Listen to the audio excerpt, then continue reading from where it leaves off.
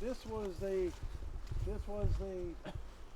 closest edge of the of this site. The site went in an angle. Everything was sort of backwards. You went around the loop backwards. You backed in and sort of backed out that way. Now, at the time, this used to be like a park. All this little stuff was gone. Anything smaller, anything a foot or so and down was not here. You got to realize it's been 34 years. So none of this small stuff here. Only the larger trees are here. This is all open and groomed like a park. This is a luxury RV park. When we walk back in there a ways, you'll be able to see clearly the line between the natural forest and the groomed park area. You gotta realize they purposely came in here and destroyed it. There was power and water back here at every one of these sites, and right there is the old slab and foundation of the bathhouse. And right here, you can see there's concrete boxes in the ground where the valve boxes and everything for the water and all. And they had pumps and stuff in there. And we found an old piece of the copper power line there in the road yesterday. But carefully cross the ditch. Be careful, don't slip and fall.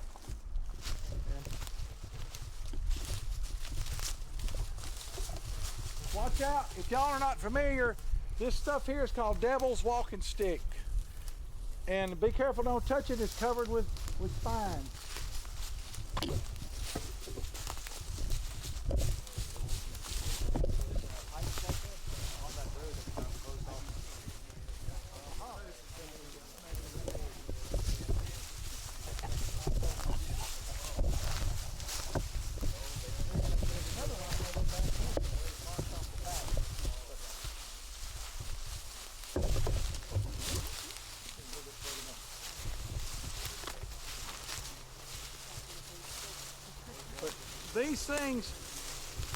These RV sites were in the neighborhood of 75, 80 feet or more deep, so that you could back the largest big motor coach or the very largest fifth wheel with a large long wheelbase puller truck into here easily. And they were angled in here. The opening onto the road was right over there, and of course there's a bunch of wood and stuff stacked up there. But there were only two sites here. I don't think there was another site between here and the cemetery. And you can sort of see the opening in the trees here where it would have been easy to do. They have come in here. The sites were not concrete, they were gravel, crushed limestone. When I was here in 1990, that's when my friend brought me down here. In 1990, you could still kick around underneath here and find the crushed limestone under the leaves. Now, since I was here, they've been in here and they've dozed it you could still clearly see the sites. They've recontoured the land, but there's still lots of evidence in here of where everything was. Let's step back here.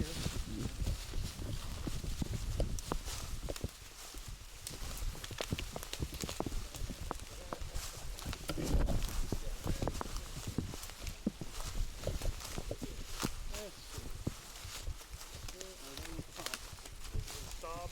Yeah. Okay.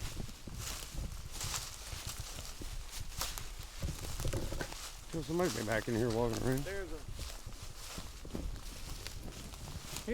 Don't knock it over. Don't do that. Yeah, leave it there. All right. Here's a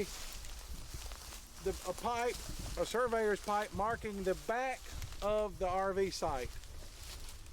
The gravel pad ended sort of right up here, and then it gave you overhang room and everything to the back. Now, also you'll notice that right along about here, the woods thicken up.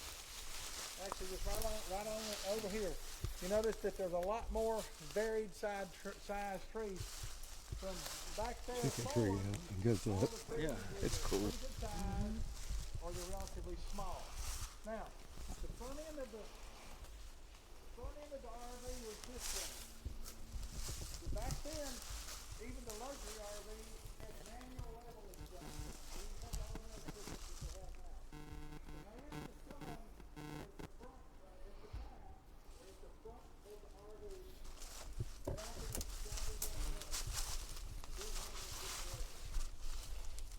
The dog man came up out of this frog, right here. And I'll tell you why. It was late in the afternoon, late in the afternoon. He came up out of this frog. He came around the front corner of the RV. The man was down on his hands and knees, taking the jack. The booger, the dog man ran up behind him. He yanked his head off and both arms off instantly. And the reports vary. You put your stuff on the internet? You put your stuff on the internet?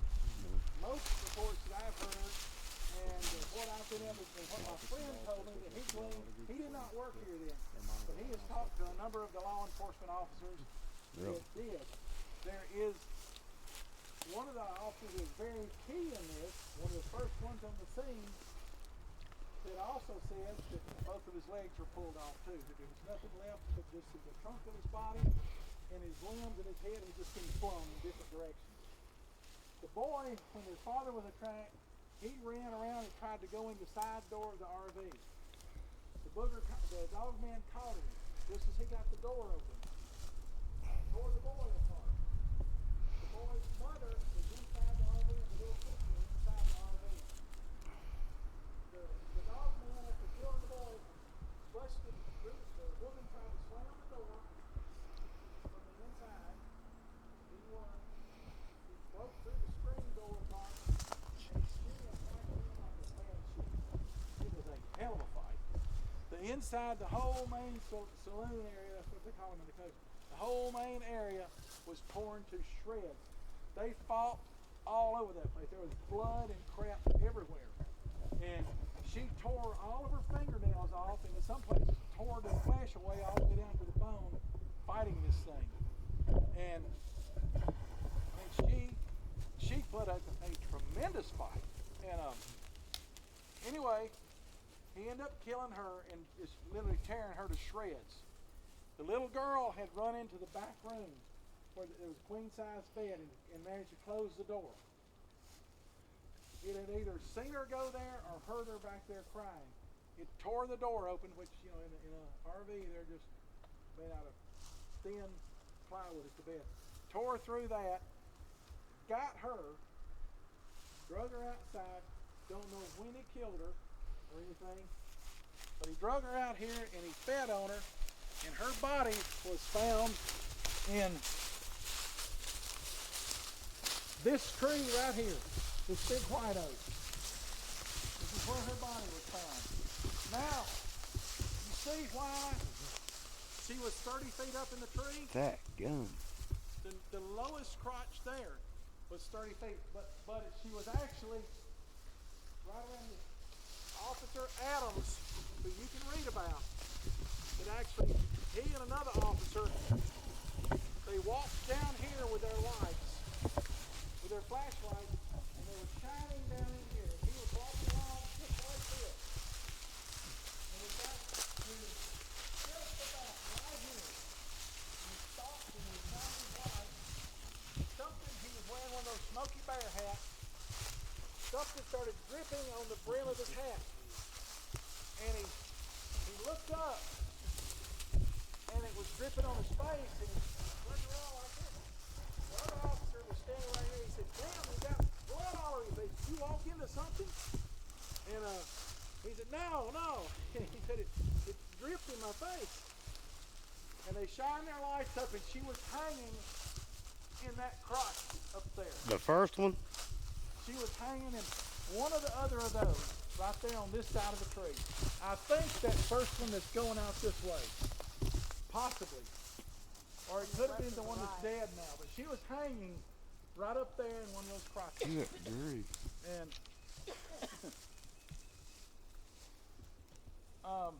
that pretty much ended his career. He couldn't deal with it after that. And he still lives in the community. I know know where he lives. He doesn't want to be contacted. He won't talk about it. Want him answer the phone if he doesn't know you. They're still alive up there? Now, take the file and feel about the cologne and everything at the time of the day when you do it. Anybody know what thermals are? This is cool. Thermals. It's vary by the time of day. In the evening, when the sun goes down, during the day, the thermals are coming upslope and they go uphill. That's why gliders like to fly along the faces of slopes or over the top of the hill. Right, not right. Naturally follows the slope uphill. In the evenings, when the sun goes down, or as the sun goes down, they reverse. They start coming down. It's a downdraft. They hit and they run down. All right. The woman and the man had lots of cologne on. What today would be considered way excessive amounts of cologne. And one of the things we have found is that dog men in particular do not like strong perfumey smells. And so that the thermal was carrying that smell right straight down that road. And that's where it came from. It was down there somewhere along the river. It smelled that, didn't like it. It came up here to see what the hell, and when it got here, it was already pissed off when it got here. And when it came around, there's one of the sources of it right there. He instantly, with no other provocation, tore into the guy. And he probably, I don't know if it knew that the woman and the other stuff were inside the thing or not. I don't know. But when the boy tried to get in and it chased him around here and it caught the boy, the door was open and the woman was screaming and yelling. It may have gotten a whiff of her then and it went after her. But that's something that you won't find written about them hardly. But I'm 99.9% sure that all of the cologne and the perfume that they had on was ultimately what caused them to get attacked. And you know, that's just one of those things you don't know about. So my man won't be in trouble. You don't want to wear home perfume or cologne or anything like that, or aftershave. I think I'm okay. When you're out in dog. So, any questions? Do you know if that tree was bowed over toward the white oak? Which tree? What is that little? That little one there? Yeah, the smaller That little one wasn't even there. Yeah. Okay. You got to realize that's 34 years ago. That tree right there, if it was here, it was just a sapling. This was open in 1990. This was still very open when I was about here in Shamrock. And like that tree there behind you and all that you're leaning on, Tim, none of this is here. Mostly all of it here were these larger trees. It had been all grown. It had been, from what I understand, it had been opened up to say grass growing. Like bluegrass or something.